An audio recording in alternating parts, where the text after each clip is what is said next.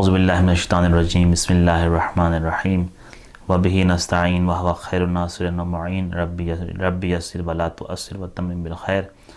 اللہم صل علی فاطمۃ وابیہا وبعلہا وبنیہا والسر المستودع فیہا بعدد ما احاط بہ علمک اللہم صل علی محمد وآل محمد اما بعد فقد قال اللہ تبارک وتعالی فی کتاب المجید والفرقان الحمید بسم اللہ الرحمن الرحیم یا ایہا الذین آمنوا کتب علیکم الصیام کما کتب علی الذین من قبلکم لعلکم تتقون اللہم صلی علی محمد وآل محمد۔ السلام علیکم ورحمۃ اللہ وبرکاتہ۔ امید کرتے ہیں کہ تمام ناظرین و سامعین جہاں جہاں آباد ہیں آپ تمام خیر و عافیت کے ساتھ ہوں گے، اور دعا یہی کرتے ہیں کہ آپ تمام جہاں بھی ہیں خیر و عافیت کے ساتھ رہیں۔ ماہ رمضان ایسا مہینہ کہ جس میں انسان اپنے پروردگار کی طرف متوجہ ہوتا ہے، اور ایسا مہینہ کہ جس میں پروردگار اپنے اس بندے کی مہمان نوازی کرتا ہے اور دعوت دیتا ہے کہ انسان میری بارگاہ میں آ اور اپنی تمام لغزشوں اور گناہوں کی بخشش کروا۔ تو یقیناً یہ کسی انسان کے بس کی بات نہیں ہے، یہ صرف اسی ذات کی بات ہے، اسی ذات کریمی کی بات ہے کہ جو رحمان ہے، رحیم ہے، کہ جو رحم کرتا ہے اس دنیا میں بھی اور برابری کا حساب رکھتا ہے، اور رحیم ہے اس دنیا کے لیے کہ جس کے اندر اس کی رحیمیت کا تقاضا ہے کہ وہ گناہ گاروں کو بخش دے۔ تو پروردگار عالم انسان کو اس کی زندگی میں کئی ایسے مواقع فراہم کرتا ہے کہ جس میں انسان کو چاہیے کہ وہ پروردگار عالم کی طرف متوجہ ہو جائے۔ اب جہاں تک بات آتی ہے کہ پروردگار عالم نے ایسے کون سے مواقع فراہم کیے کہ جس میں انسان پروردگار عالم کی بارگاہ میں حاضر ہو جائے، تو بہت سے ایسے معاملات ہیں، بہت سے ایسے ایام ہیں، بہت سے ایسے لمحے ہیں کہ جس کے اندر انسان کے دل میں کبھی کبھار، یا آپ نے خود بھی غور کیا ہوگا کہ کبھی کبھار یہ ایک احساس ہوتا ہے کہ نفس ہمیں ملامت کرتا ہے کہ ہم نے یہ کام غلط کیا۔ یہ ایک بڑا اہم مرحلہ ہوتا ہے کہ انسان کو چاہیے کہ وہ اس مرحلے کا فائدہ اٹھائے اور آگے جو گناہ کرنے کے ارادے رکھتا ہے اس کو ترک کر دے۔ اب یہاں سے بات شروع ہو جاتی ہے۔ اب جب ہم اسی طرح دیکھتے ہیں تو پروردگار عالم نے بہت سارے دن رکھے ہیں کہ جس کے اندر انسان توبہ اور اپنی بخشش کروا سکتا ہے، اور اسی طرح جب ہم دیکھتے ہیں تو پروردگار عالم نے ایک پورا مہینہ اس انسان کو عطا کیا کہ اے انسان اس مہینے کے اندر اپنے آپ کو اتنا تیار کر لے کہ آپ دیگر مہینوں میں گناہ نہ کر سکیں، معصیت نہ کر سکیں۔ اب یہاں پر ایک بہت ہی اہم بات کہہ لیں، قول کہہ لیں، وہ یہ کہ ماہ رمضان کے اندر پروردگار عالم نے یعنی کہ وہ چیز جو کہ انسان کے لیے حلال ہے وہ بھی اس کے لیے حرام قرار دی۔ اب سوال کیا ہے؟ سوال یہ ہے کہ فجر کی اذان سے لے کے، اذان صبح سے لے کے مغرب کی اذان تک انسان حرام کام تو اس کو کرنا ہی نہیں ہے، کہ وہ جھوٹ بولے، کھانا کھائے۔ خیر کھانا کھانا تو حلال ہے، مگر وہ کام جو کہ اس کے لیے پروردگار عالم نے دیگر دنوں میں حرام قرار دیا ہے وہ تو اس کو کرنا ہی نہیں ہے، مگر وہ کام جو کہ دیگر مہینوں میں، دیگر دنوں میں پروردگار عالم نے اس کے لیے حلال قرار دیا، جیسا کہ کھانا پینا۔ ایک انسان کھانا کھا رہا ہے وہ اس کے لیے حلال ہے، ایک انسان پانی پی رہا ہے وہ بھی اس کے لیے حلال ہے۔ اسی طرح بہت ساری چیزیں، مگر پروردگار عالم نے اس مہینے ان حلال چیزوں سے بھی ان اوقات میں فجر سے لے کے مغرب تک پروردگار عالم نے منع فرمایا۔ اس کی وجہ کیا ہے؟ اس کی وجہ یہ ہے کہ اے انسان جب تم اس پورے مہینے میں 30 دنوں تک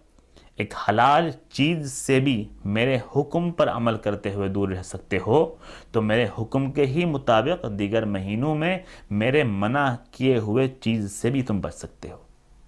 یہ ایک پروردگار عالم نے یقین جانیے ایک ایسی پریکٹس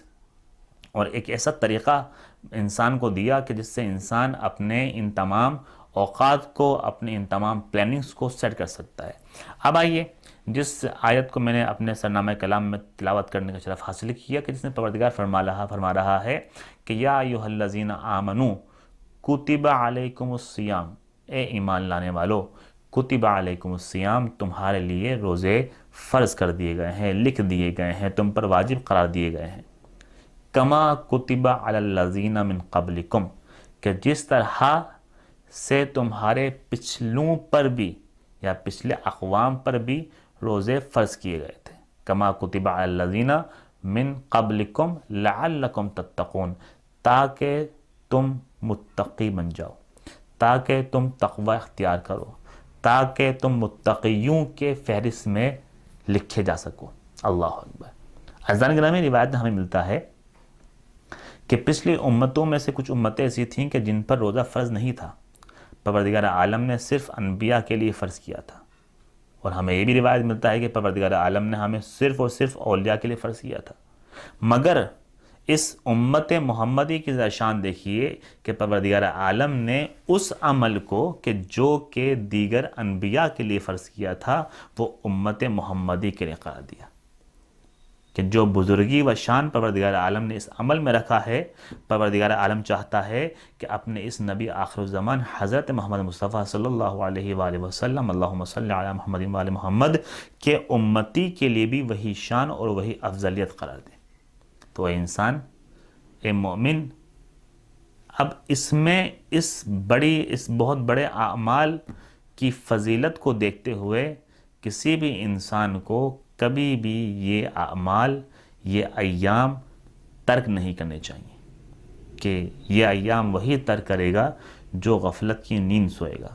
یہ ایام وہی ترک کرے گا، یہ روزے، یہ جو اعمال ہیں وہی انسان چھوڑے گا جو کہ سب سے بڑا بدبخت ہوگا معصوم کی نگاہ میں۔ اور اس دنیا میں یہ روایت بھی موجود ہے کہ جو انسان ان مہینوں میں اپنی بخشش نہ کروا سکا، ان مہینوں میں اپنے گناہوں کے تلافی اور معافی نہ کروا سکا، تو اس سے بڑا کوئی بدبخت نہیں ہو سکے گا۔ تو عزیزان گرامی، جس طرح سے قرآن میں اللہ فرما رہا ہے کہ شہر رمضان الذی انزل فیہ القرآن، کہ یہ وہی رمضان ہے، یہ وہی مہینہ ہے، انزل فیہ القرآن، کہ جس مہینے میں قرآن کو نازل کیا گیا، ہدی للناس، اور یہ قرآن کیا ہے؟ لوگوں کے لیے ہدایت ہے۔ عزیزان گرامی، یہ ایسا مہینہ کہ جس کے اندر پروردگار عالم نے اپنی کتاب، کہ جس کے بارے میں قرآن خود ہی کہہ رہا ہے کہ الف لام میم ذالک الکتاب لا ریب فیہ ھدی للمتقین، کہ یہ وہ کتاب ہے کہ جس کے اندر کوئی عیب نہیں پایا جاتا اور متقین کے لیے ہدایت ہے۔ یہ وہ کتاب ہے کہ پروردگار عالم اس مہینے میں نازل کر رہا ہے، اور اس مہینے کی شان یہ بھی ہے کہ پروردگار عالم اپنی لاریب کتاب کو نازل کر رہا ہے۔ اور اب ایک انسان کو چاہیے کہ وہ اس مہینے کی شان کو دیکھے، اس مہینے کی فضیلت کو دیکھے، اور کوشش کرے کہ اس مہینے کو کبھی ترک نہ ہونے دے۔ یہ یہاں پر میں ایک اور بات یہاں پر عرض کر دوں کہ روزہ ہے کیا؟ ابھی ہم نے ایک آیت میں سیام کا لفظ استعمال کیا، ترجمہ میں ہم نے روزہ کہا کہ تمہارے لیے فرض کیے گئے ہیں۔ روزہ ہے کیا؟ کیا روزہ صرف اور صرف کھانے اور پینے سے بچنے کا نام ہے؟ ایسا تو نہیں ہے نا عزیزان گرامی۔ اس کا مطلب کیا ہے کہ روزہ اسے کہتے ہیں کہ جس کے بارے میں پروردگار عالم نے منع کیا ہے اس سے بچنا ہے، اور جس کے کرنے کا حکم دیا ہے اس کو کرنے کا نام ہے۔